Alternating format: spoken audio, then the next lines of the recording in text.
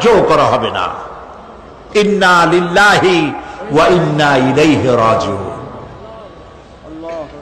আল্লাহ রাব্বুল আলামিন বলেন, লান তানফাকুম আরহামাকুম ওয়ালা আওলাদুকুম ইয়াউমাল কিয়ামা।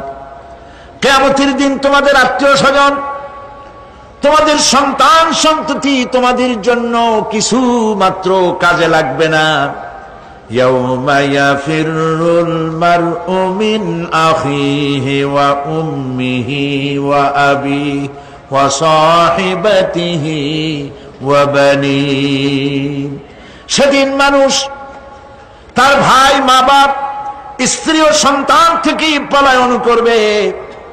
সেদিন প্রত্যেকে নিজ নিজ অবস্থায় পতিত হয়ে যাবে।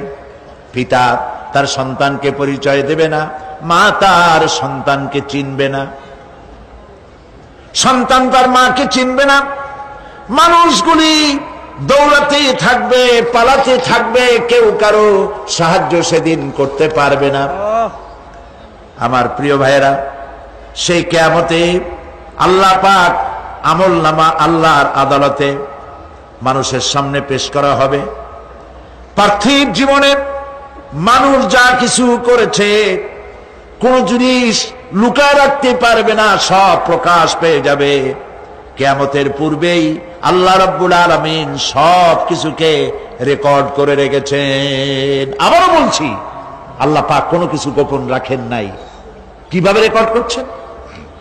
وَكُلَّ إِنسَانٍ أَلْزَمْنَاهُ طَائِرَهُ فِي عُنُقِهِ وَنُخْرِجُ لَهُ يَوْمَ الْقِيَامَةِ كِتَابًا يَلْقَاهُ مَنشُورًا।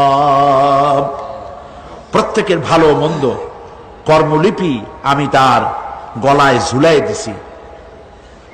আমি তার জন্য কিয়ামতের দিন একটি কিতাব ওপেন করে দেব, গলায় ঝুলানো আছে। আজ বিজ্ঞানীরা আবিষ্কার করেছে মানুষের শরীরের মধ্যে ডিএনএ এর কথা। এই ডিএনএ এর মধ্যে সে কেমন হবে, তার প্রজ্ঞা, তার মেধা ইত্যাদি সবকিছু ওর মধ্যে ডিএনএ এর ভিতরে বিজ্ঞানীরা খুঁজে পাচ্ছে।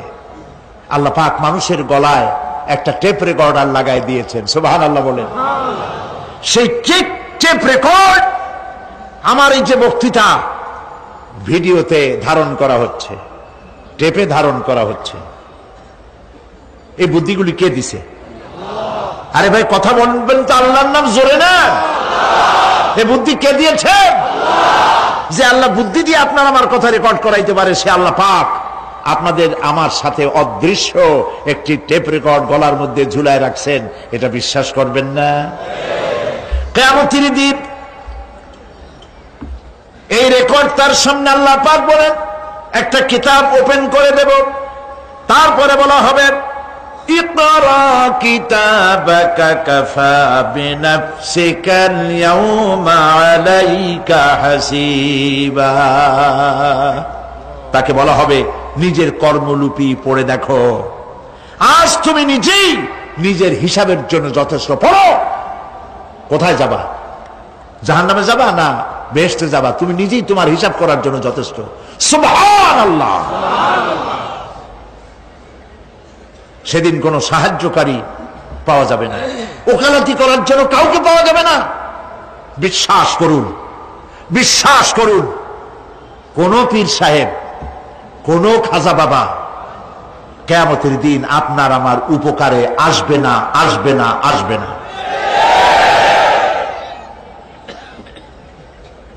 আমল ভালো হবে, আল্লাহ ক্ষমা করবেন। আমল ভালো নাই, পীর সাহেবরা কিচ্ছু করতে পারবেন না। কেউ কেউ মনে করেন পীর সাহেব আমার সুপারিশ করবেন। সুপারিশের কথাটা আজকে বলবো না, সুপারিশের কথা আসবে শেষের দিকে ইনশাআল্লাহ। বলেন ইনশাআল্লাহ। মনে করা হয় যে পীর সাহেবরা আমাদেরকে সুপারিশ করবেন। কিয়ামতের দিন আপনারাই দেখবেন ওনাদের সুপারিশ কে করে। যাদেরকে বলা হয় ওলিউল্লাহ, তারা আল্লাহর দৃষ্টিতে আদৌউল্লাহ কিনা আপনার আমার জানা নাই। তার আমল কেমন আপনি জানেন না, বাইরের দৃশ্যটাই শুধু দেখেন। ওনার বউ বলতে পারবেন উনি খাঁটি পীর না ধান্দাবাজ। ওনার গ্রামের লোক বলতে পারবে।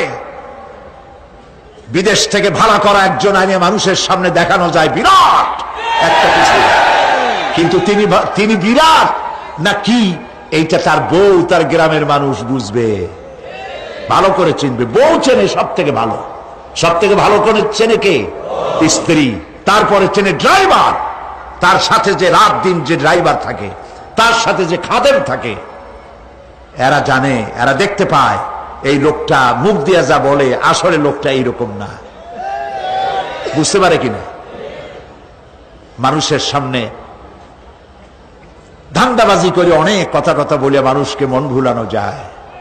এই জন্য কবি বলেছেন, ये हाल तेरा जाल है मकसूद तेरा माल है, ये हाल तेरा जाल है मकसूद तेरा माल है, क्या जब तेरा चाल है लाखों को अंधा कर दिया।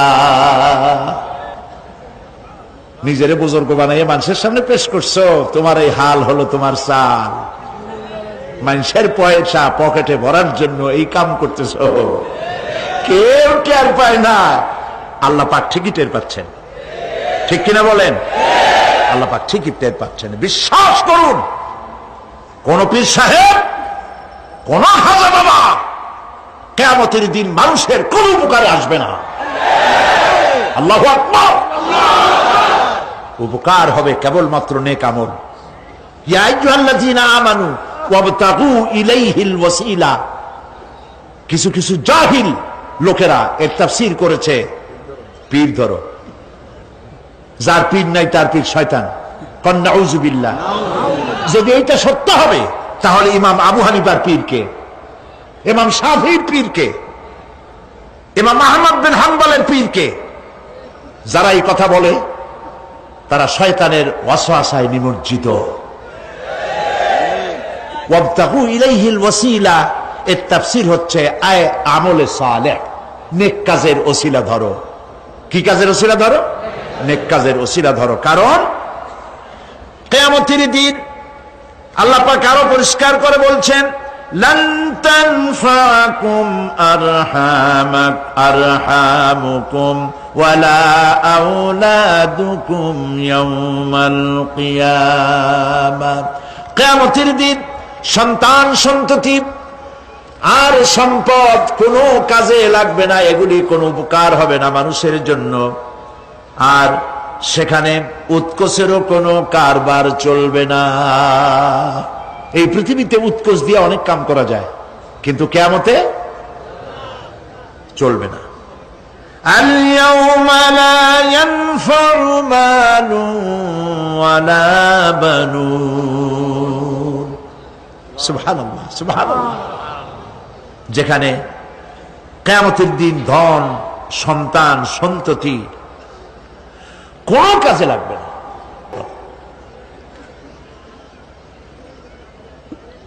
ইয়া বুনাইয়া বলেছে বলে মনে করার কোনো কারণ নাই যে যাকে তিনি নসিহত করছেন তিনি শিশু, তিনি খোকা।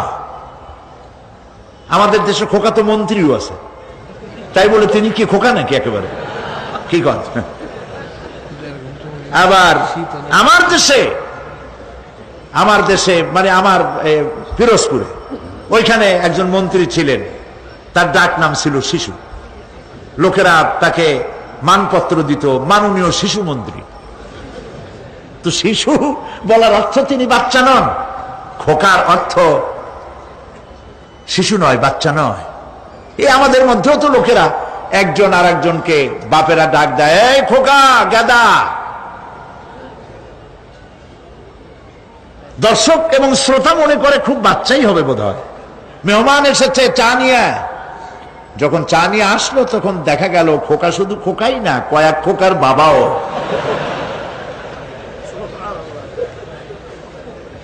হযরত লোকমান যে নসিহত তার ছেলেকে করেছেন, বোঝার কোনো কারণ নাই যে তিনি ছোট।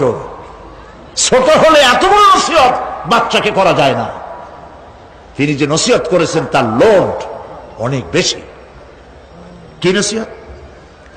হযরত লোকমান নসিহত করছেন, ইয়া বুনাইয়া ইন্নাহা ইনতাকু মিসকালা হাববাতিন মিন খারদালিন। ও আমার কলিজার টুকরা সন্তান, কোন জিনিস রেণুকার মতো, সরিষার দানার চাইতেও অনেক ছোট, ছোটর চাইতেও ছোট, পরমাণুর মতো ছোট্ট একটি জিনিস যদি ফাতাকুন ফি সাখরাতিন, যদি তা কোন প্রস্তর খণ্ডের মধ্যে যদি আত্মগোপন করে থাকে, কোন মরুভূমির মধ্যে যদি হারিয়ে যায়, আও ফিস সামাওয়াতি, অথবা অন্তরিক্ষে কোন গ্রহ অভ্যন্তরে যদি লুকিয়ে যায়, অথবা সেটা যদি আও ফিল আরদি, অথবা জমিনের কোন পরতে যদি লুক্কায়িত থাকে, ইয়াতি বিহাল্লাহ, আল্লাহ রাব্বুল আলামিন একটি সরিষার 1000 ভাগের 1 ভাগ, একটি কণাও যদি হারায় যায় অন্তরিক্ষে, মহাশূন্যে, সমুদ্রের তলদেশে, মাটির কোন পরতে, আল্লাহ পাক অবশ্যই কিয়ামতে তা উপস্থিত করবেন। আল্লাহু আকবার। ইন্নাল্লাহা লতীফুন খাবীর, তিনি সূক্ষ্মদর্শী। সুবহানাল্লাহ। আপনি যাবেন ট্রেনে করে ঢাকা, পাহাড়তলী রেল স্টেশন, এখনো আছে না পাহাড়তলীতে? পাহাড়তলী রেল স্টেশন, ওয়েটিং রুমে গিয়ে বসছেন, ওইটা আপনার বাড়ি না, ট্রেন আসতে চলে যেতে হবে, ঠিক কিনা? এই জন্য প্রিয় ভাই, সব থেকে বেশি মূল্য দিতে হবে দুনিয়ার না আখিরাতে। বলেন সবাই। পৃথিবীটা হচ্ছে একটি সুন্দরী তরুণী তন্নি, ষোলকলায় পরিপূর্ণ যৌবনচ্ছটা এক পর স্ত্রীর মতো। কোনো লাভ নাই, কবরটা খালি পড়ে থাকবে। প্রিয় ভাই, দারুণ শীত পড়েছে, মানুষ মরে যাচ্ছে, অনেক মানুষ এবার মারা গেছে শীতে। আল্লাহর কাছে আমরা বলবো, আল্লাহ তুমি দয়া করে শীত যেটুক না হলে হয় না, তুমি সেইটুক দাও, শান্তি হিসাবে দাও, রহমত হিসেবে দাও, জহমত হিসেবে আমাদেরকে তুমি দিও না। বলি আমি। প্রিয় ভাই,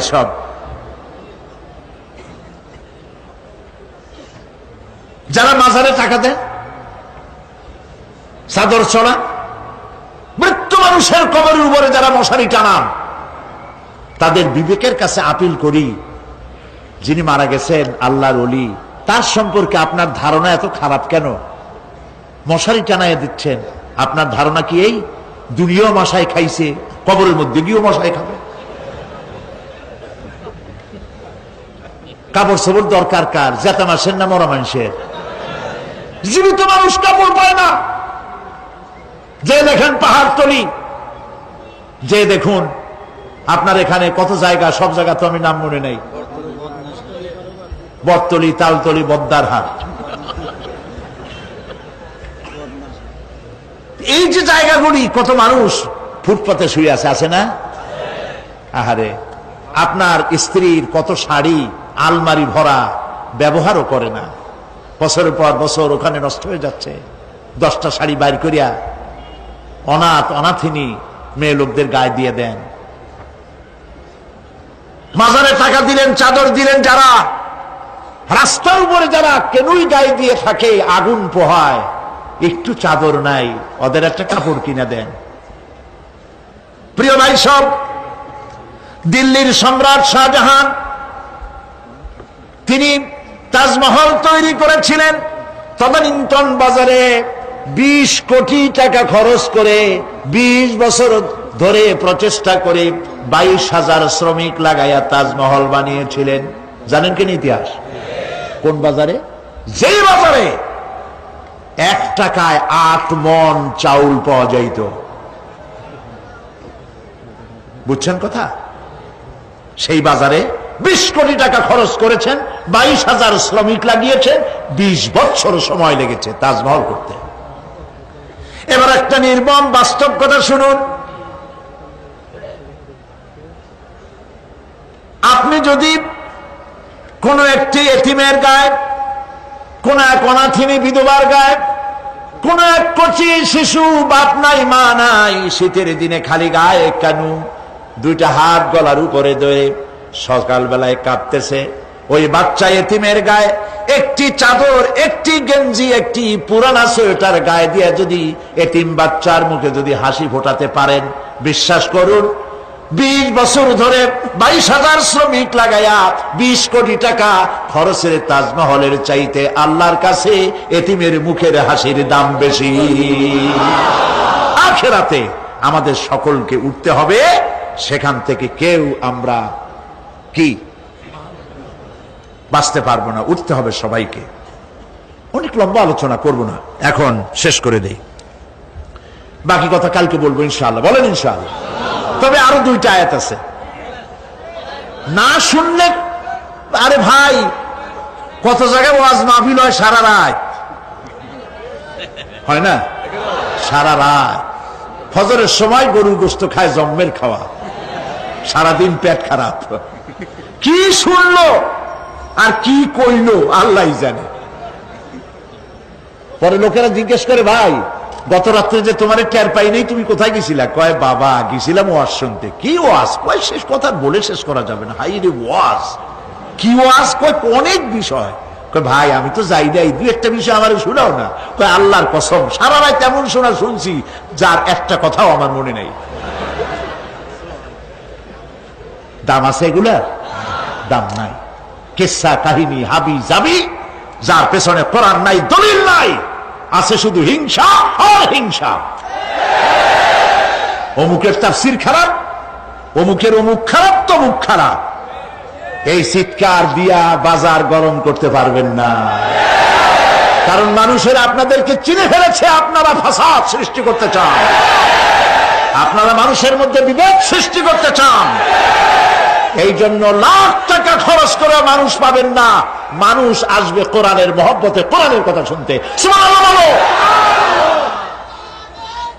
প্রিয় ভাই সব,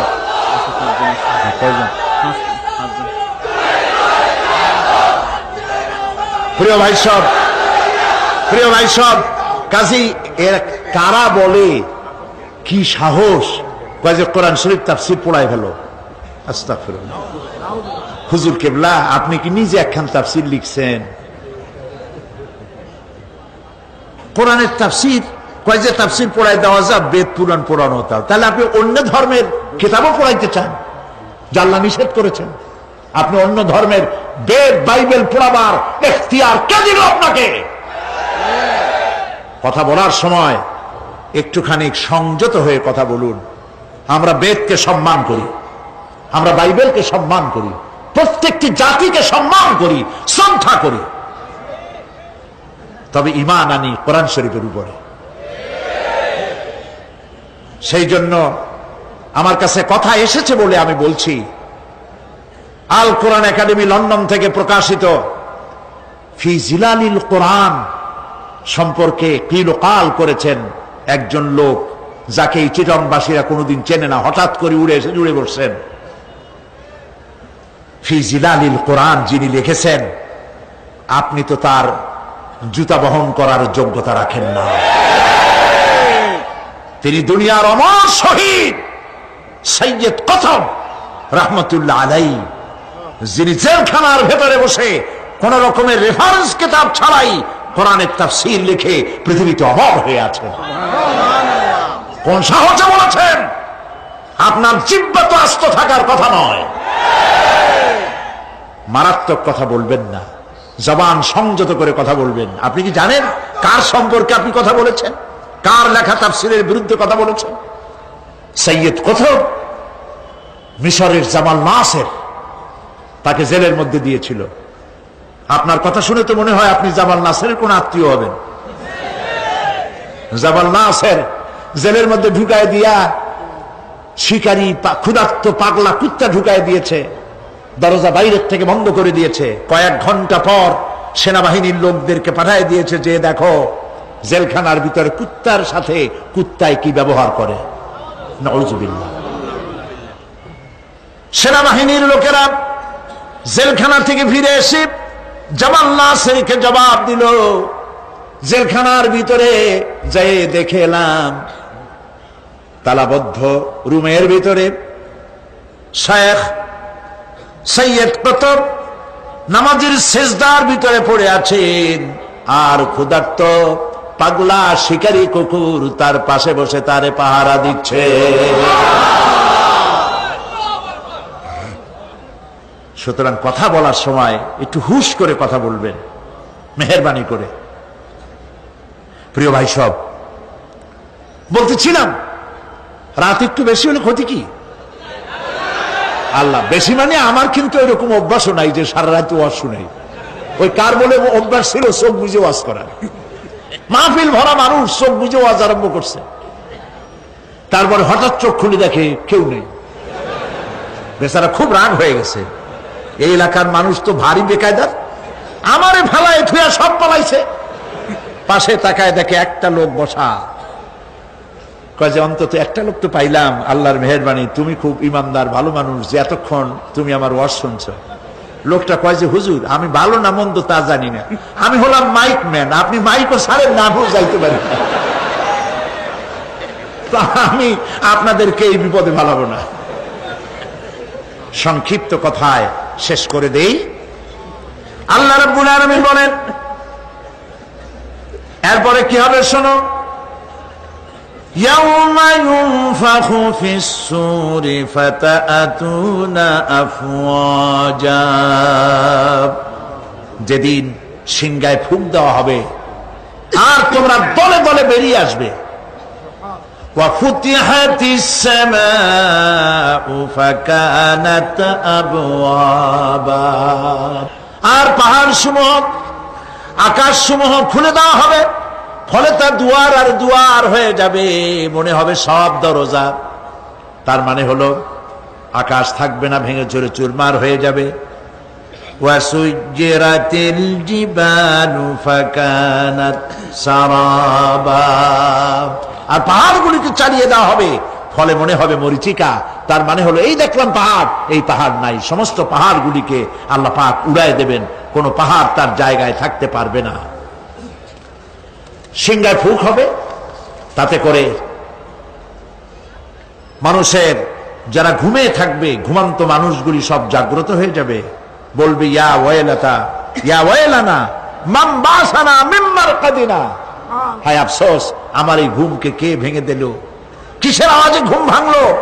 বলা হবে হাদা মা ওয়াদার রহমান ওয়া সাদাকাল মুরসালুন, এ হচ্ছে রহমানের ওয়াদা আর আল্লাহ রসুল সত্য কথা বলেছিলেন। সেই জন্য আমাদেরকে এ কথাগুলি বুঝতে হবে, সিংহায় ফুঁক হবে, সেই আওয়াজে আমাদেরকে উঠতে হবে।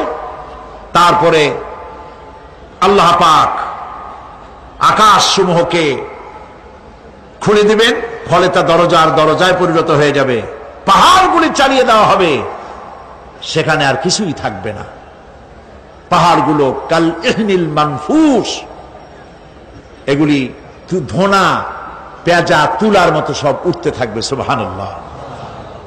প্রিয় ভাই সব, বাকি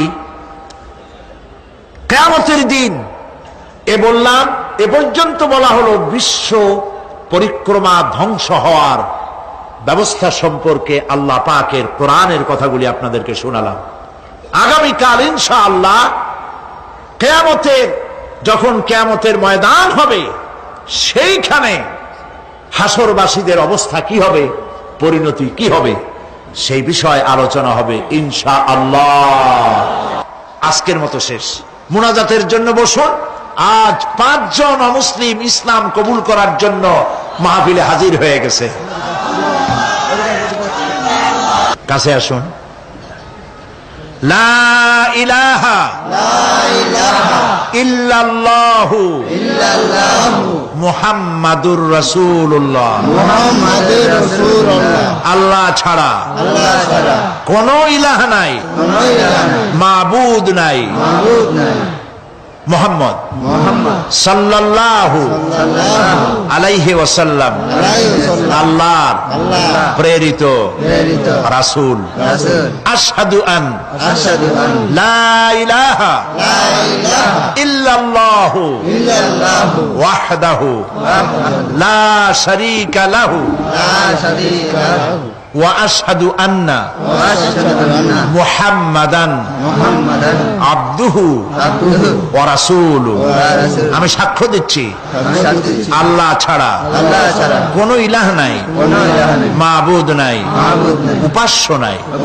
তিনি এক, তিনি একক, তার কোনো অংশীদার নাই। আমি আরো সাক্ষ্য দিচ্ছি মুহাম্মদ সাল্লাল্লাহু আলাইহি ওয়াসাল্লাম আল্লাহর বান্দা এবং তার প্রেরিত রাসূল। আসসালামু আলাইকুম। দাঁড়াও দাঁড়াও দাঁড়াও। আল্লাহর মেহেরবানি এরা এখন মুসলমান হয়ে গেল, আলহামদুলিল্লাহ। বলি আলহামদুলিল্লাহ। আল্লাহ পাক তাদের গুনাহ খাতা সব মাফ করে দিয়েছেন। এই মুহূর্ত পর্যন্ত জীবনে যা করছে সব মাফ, সুবহানাল্লাহ। আমি এই বিশাল মাহফিলের পক্ষ থেকে তাদের জন্য দোয়া করি, আল্লাহ যেন খাঁটি মুসলমান বানায় দেন। আমাদের ঘরের মুসলমানগুলি সর্বনাশ হয়ে যাচ্ছে, সেখানে এরাও ইসলামে এসে যেন আল্লাহ পাক তাদের ভাগ্যকে তাওহীদ দিয়া চমকায় দেন। তারা যেন নামাজি হয়, তারা যেন দিনদার হয়, তারা যেন নিজেরা রুজি করে নিজ পায়ে দাঁড়াতে পারে। আসমান এবং জমিনের বালা মুসিবত থেকে আল্লাহ হেফাজত করেন। সবাই বলেন আমিন। আমি এই বিশাল লক্ষ লক্ষ জনতার এই বিশাল মাহফিলের পক্ষ থেকে, আপনাদের সকলের পক্ষ থেকে ইসলাম গ্রহণ করার কারণে আমি তাদেরকে আলিঙ্গন করছি।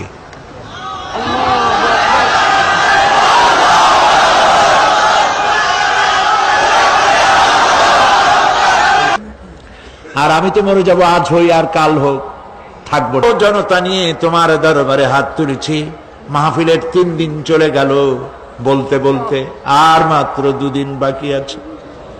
এই সুন্দর মিলন মেলা আর 2 দিন পরে ভাঙ্গা বাজারে পরিণত হয়ে যাবে। রব্বুল আলামিন মানুষেরা শীতকে উপেক্ষা করে কোথায় দিনাজপুর, রংপুর, কোথায় বেনাপোল, যশোর, কোথায় বার্মা, কোথায় ভারত, কত দূর দারাজ থেকে কষ্ট করে মাহফিলে এসেছেন। আয় আল্লাহ তাআলা দয়া করে মেহেরবানি করে আজকের এই মাহফিলকে আমাদের জন্য কিয়ামতের দিন জাহান্নাম থেকে রব্বুল আলামিন 25 লক্ষ টাকার বাজেট করে এই মাহফিলের আয়োজন করেছে সমাজ কল্যাণ পরিষদ। ওয়াল্লাহু গানিয়্যুন ওয়া আনতুমুল ফুকারা। আল্লাহ তুমি বলেছো রব্বুল আলামিন তোমার বান্দাদের হাত এবং তাদের দিল খুলে দাও, সমাজ কল্যাণ যেন কোন বিভাগের কাছে ঋণগ্রস্ত না থাকে। আয় আল্লাহ তাআলা, চট্টগ্রামের তোমার ধনী ব্যক্তি, গরিব ব্যক্তি যেই আছে না কেন, সকলের দিল আর মনের ভিতরে তাফসীরের মাহফিলের মহব্বত পয়দা করে দাও রব্বুল আলামিন। আমাদের যার যে রোগ আছে, ব্যাধি আছে, অসুখ আছে, তুমি মাফ করে দাও আল্লাহ তাআলা। এই মাহফিলের জন্য যারা পরিশ্রম করতেছেন তাদের তুমি কবুল করো আল্লাহ তাআলা। শীতে তোমার বান্দা বান্দীদের কষ্ট হচ্ছে আল্লাহ তাআলা, তুমি রহমান, তুমি রহিম, আর তোমার বান্দাদের কষ্ট হচ্ছে। মাবুদ, তুমি দয়া করে মেহেরবানি করে আমাদের দেশে, ইউরোপ আমেরিকায় শীত দিলে সেখানে সব ধনী, তাদের অনেক শীত বস্ত্র আছে, আমার দেশের গরিব মানুষ কিচ্ছু নাই বাবু। শীতের চোটে অনেকগুলি মানুষ মারাই গেছে মাবুদ। যেটুকুন না দিলে নয়, দেওয়া উচিত। তুমি সব ভালো জানো, সেটুকুন দাও। যেটা আমাদের জন্য বোঝা হয়, কষ্ট হয়, সেটা তুমি দিও না মাবুদ। তুমি রহমান, তুমি রহিম, তুমি গফুর, তুমি তোমার বান্দীদেরকে আল্লাহ তুমি হাজির করে দিও, পরিবেশ ভালো রেখে দিও আল্লাহ তাআলা। আর বাকি 2 দিনের তাফসীর মাহফিলের ইন্তজাম এই সমাজ কল্যাণ পরিষদ করতে পারবে না আল্লাহ তাআলা। তুমি তোমার বান্দার বান্দীদেরকে যে পরিমাণে হাজির করো, এটা তোমার দয়া, এটা তোমার মেহেরবানি। এর পেছনে আমাদের কোনো কৃতিত্ব নাই। বিনয়ের সাথে স্বীকার করছি, সমাজ কল্যাণের কোনো কৃতিত্ব নাই, বরং এর মধ্যে প্রশংসার যেটুকুন, সবটুকুনের মালিক তুমি, আর ব্যর্থতার দায় দায়িত্ব সব আমাদের। আল্লাহ তুমি আমাদের মাফ করে দিয়ে এই মাহফিলকে হেদায়েতের জরিয়া করে দাও।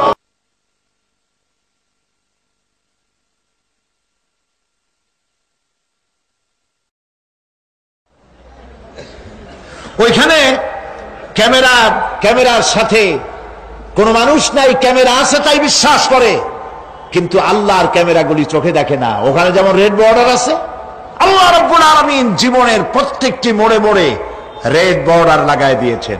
জেনা করো না, একটি রেড সিগন্যাল। মদ পান করো না, আরেকটি রেড সিগন্যাল। মিথ্যা কথা বলো না, আরেকটি রেড সিগন্যাল। অহংকার করো না, আরেকটি রেড সিগন্যাল। বউকে বেপরদা করো না, আরেকটি রেড সিগন্যাল। সুদ খেও না, ঘুষ খেও না, আরেকটি রেড সিগন্যাল। অসংখ্য রেড সিগন্যাল দিয়ে আল্লাহ পাক বলছেন তিলকা হুদুদুল্লাহ, এই হচ্ছে আল্লাহর বর্ডার। ফালা তাতাদুহা, অতএব আল্লাহর বর্ডারকে ক্রস করো না। কে নিষেধ করেছেন? কে নিষেধ করেছেন? মানুষেরা বিশ্বাস করে না।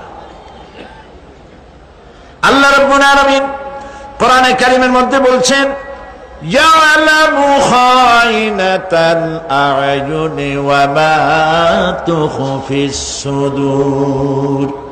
তোমার কথাগুলি রেকর্ড হয়, তোমার কাজগুলি রেকর্ড হয়, এমনকি তোমার মনের ভিতরে যে কল্পনা হয় সেগুলো রেকর্ড হয়। আর চোখে কি লুকোচুরি খেলে আল্লাহ তাও জানতে পারে।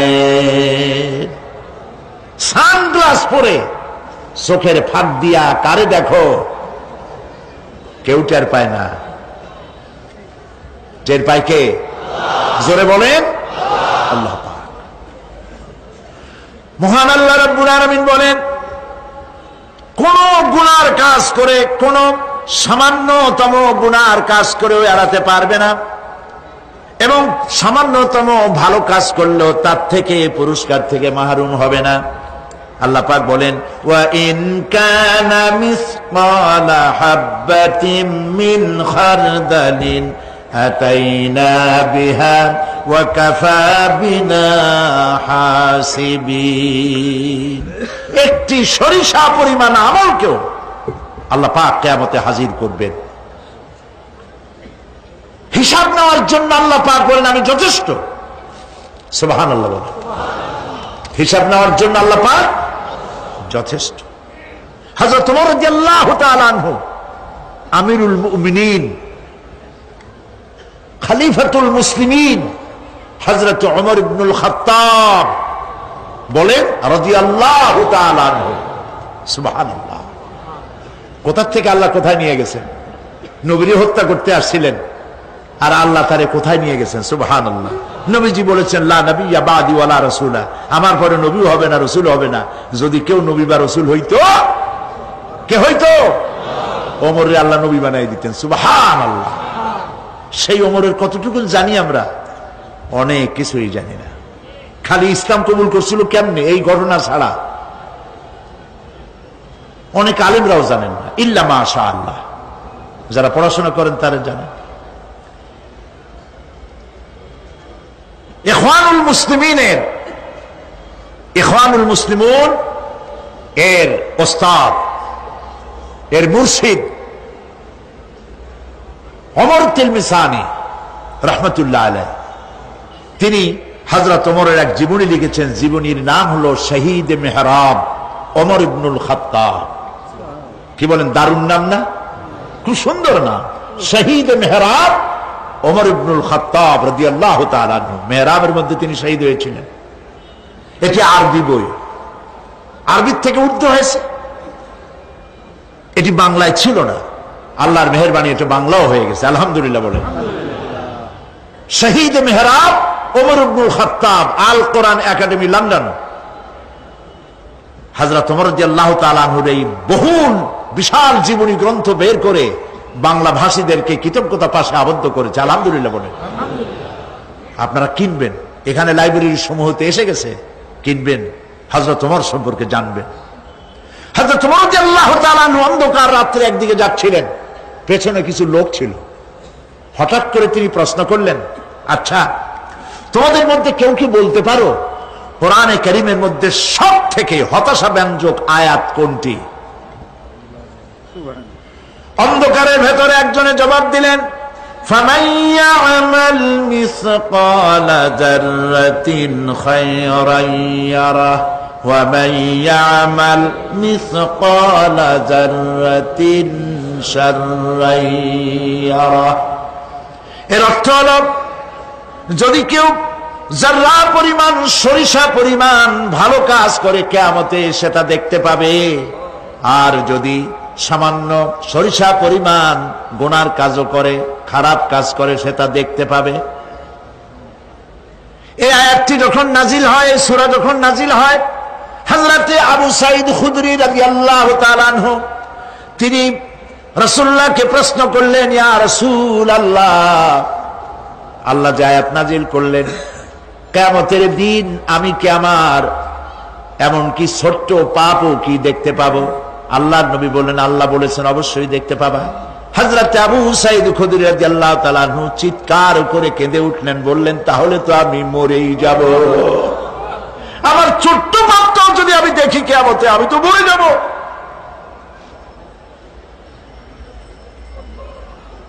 হযরত ওমর রাদিয়াল্লাহু তাআলা আনহু অন্ধকারের ভিতরে হাঁটতেছেন আর কাঁদতেছেন, হাঁটতেছেন আর কাঁদতেছেন। কিছু দূর অগ্রসর হয়ে তিনি প্রশ্ন করলেন, আচ্ছা কেউ কি বলতে পারো কোরআনে কারীমের মধ্যে সবথেকে আশা ব্যঞ্জক আয়াত কোনটি? পেছন থেকে অন্ধকারের ভেতর থেকে আওয়াজ এলো, লা তাকনাতু মির রাহমাতিল্লাহ, আল্লাহর রহমত থেকে, দয়া থেকে নিরাশ হয়ে যেও না, হতাশ হয়ে যেও না। হযরত ওমর কাঁদতে কাঁদতে জিজ্ঞেস করলেন, তোমাদের মধ্যে